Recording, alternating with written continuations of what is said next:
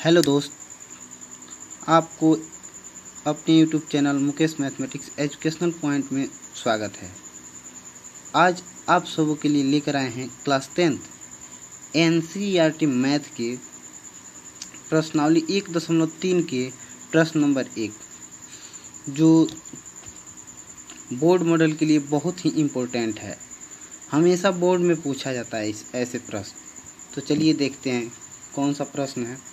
तो देखिए 1 नंबर में है कि सिद्ध कीजिए कि √5 एक अपरिमेय संख्या है। इसको साबित करना है। क्या करना है? सिद्ध करना है। तो सिद्ध करने के लिए देखिए, जब अपरिमेय संख्या हमको साबित करना है ना, तो इसकी अपोजिट, जैसे अपरिमेय है तो परिमेय मानेंगे, इसके विरोधाभास। ठीक है, तो परिमेय है, ये अपरिमेय है तो परिमेय मान ले रहे हैं। तो चलिए लिखते हैं। माना 1 नंबर है, माना कि √5 एक परिमेय संख्या है। परिमेय संख्या है। ठीक है, तो जब परिमेय संख्या है, तो क्या होगा? यहाँ पर हो जाएगा √5 इज इक्वल बराबर P/Q, जहाँ लिखेंगे, जहाँ P एवं Q क्या है? P और Q, जहाँ P और Q पूर्णांक है। P और जो Q है क्या है? पूर्णांक है। ठीक है, उसके बाद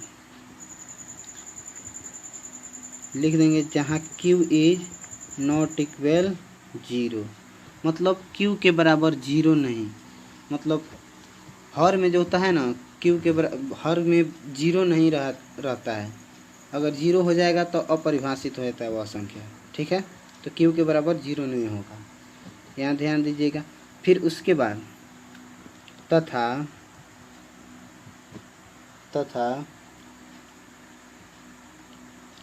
P और Q में एक के अतिरिक्त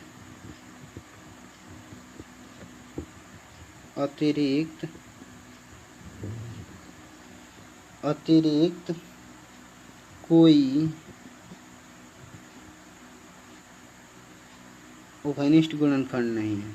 कोई उभयनिष्ठ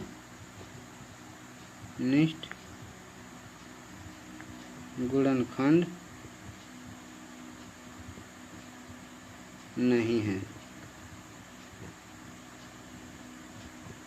ठीक है, इसको ध्यान दीजिएगा। अब लिखते हैं कि दोनों तरफ वर्ग करने पर क्या करेंगे? दोनों तरफ वर्ग करने पर, तो दोनों तरफ वर्ग करने पर हम पाते हैं, जैसे देखिए √5 का वर्ग P/Q का वर्ग। ठीक है, तो स्क्वायर से रूट कैंसिल, 5 आ गया। P² के P² के Q²। अब क्या करेंगे? तिर्यक गुणा कर देंगे। क्या करेंगे? तिर्यक गुणा। 5Q² बराबर P²।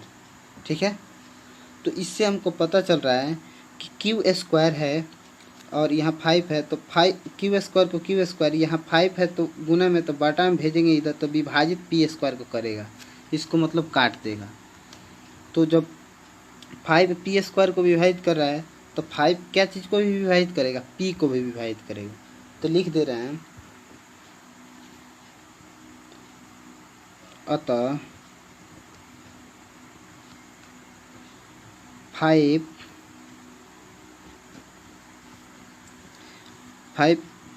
पी स्क्वायर को, इसको इक्वेशन फर्स्ट मान ले रहे हैं। 5p स्क्वायर को विभाजित करेगा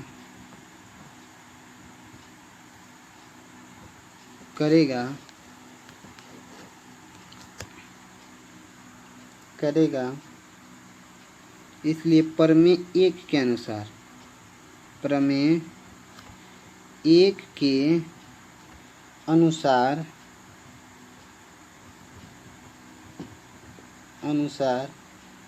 5, p को भी क्या करेगा, विभाजित करेगा। 5p को भी विभाजित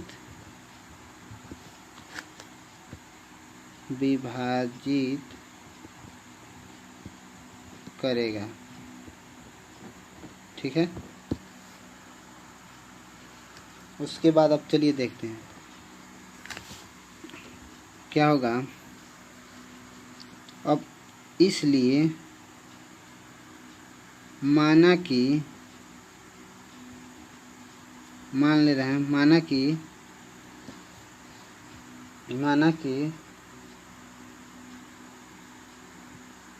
p बराबर, मतलब अब यहाँ 5p को विभाजित करें तो अब मान ले रहे हैं p बराबर 5, उसके साथ कोई चर पद ले रहे हैं तो m मान ले रहे हैं 5m। ठीक है। अब क्या करेंगे, दोनों ओर वर्ग करेंगे, दोनों तरफ वर्ग करने पर ठीक है। जब दोनों तरफ वर्ग करेंगे तो क्या होगा, पी स्क्वायर का पी स्क्वायर बराबर 5m के स्क्वायर, तो पी स्क्वायर बराबर 25m स्क्वायर। अब चलिए देखते हैं समीकरण 1 से। तो समीकरण 1 से हम क्या पाते हैं कि पी स्क्वायर बराबर 5q स्क्वायर है, तो हो जाएगा पी स्क्वायर के जगह पर हम लिख देंगे 5q स्क्वायर बराबर पी स्क्वायर के पी स्क्वायर। सॉरी, यहाँ गलत हो गया है, यहाँ पर होगा 25m स्क्वायर। तो इसलिए क्या हो जाएगा, q स्क्वायर बराबर 25m स्क्वायर बटा 5, 25 5 में कट रहा है, तो q स्क्वायर बराबर क्या होगा, 5m स्क्वायर। ठीक है। तो चलिए अब आगे देखते हैं। अतः अब इससे मालूम होता है कि अतः 5 जो है 5 q स्क्वायर को विभाजित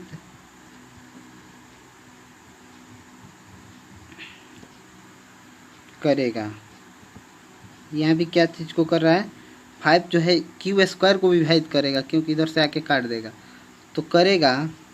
तो फिर क्या देखेंगे, इसलिए 5q को भी विभाजित करेगा, 5q को भी विभाजित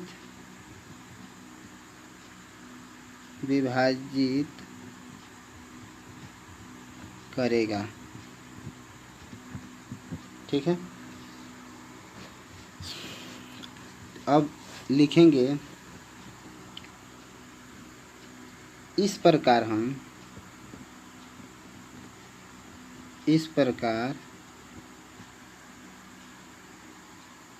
3, p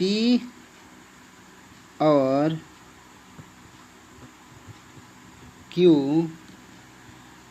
का एक उभय निष्ठ एक उभयनिष्ठ गुणनखंड होगा, उभयनिष्ठ गुणनखंड होगा। ठीक है, लेकिन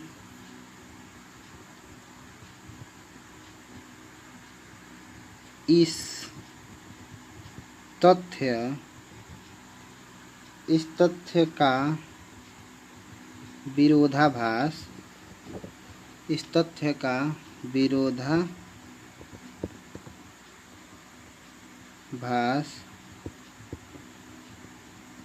विरोधाभास होता है, विरोधाभास होता है कि P और Q के P और Q में एक के अतिरिक्त अभी यहाँ लिखे थे ना, एक के अतिरिक्त कोई उभयनिष्ठ गुणनखंड नहीं है, तो यहाँ होगा एक के अतिरिक्त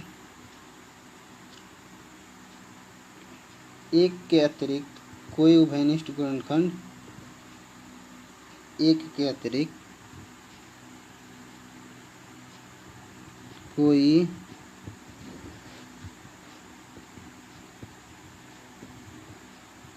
उभयनिष्ठ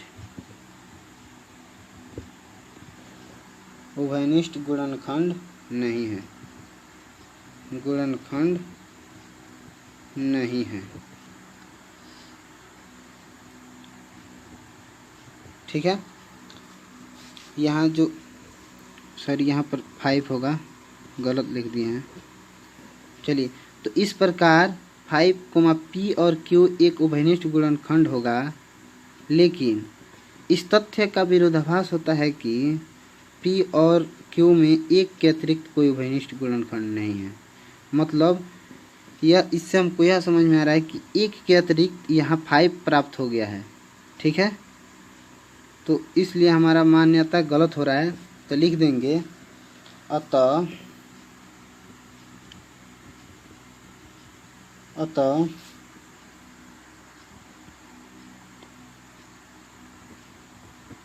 हमारी मान्यता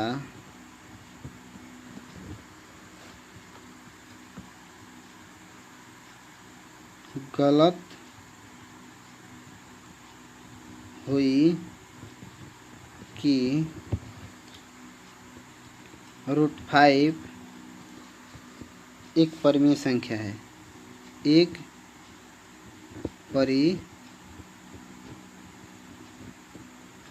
परिमेय संख्या है। मतलब जो माने थे हम कि √5 एक परिमेय संख्या है, वो गलत साबित हुआ, तो इसलिए लिखेंगे अतः हमारी मान्यता गलत हुई कि √5 एक परिमेय संख्या है। अतः इससे स्पष्ट होता है कि, इसलिए लिख दे रहे हैं कि इसलिए √5 एक अपरिमेय संख्या है, अपरिमेय संख्या है, प्रमाणित। ये ना साबित करना था,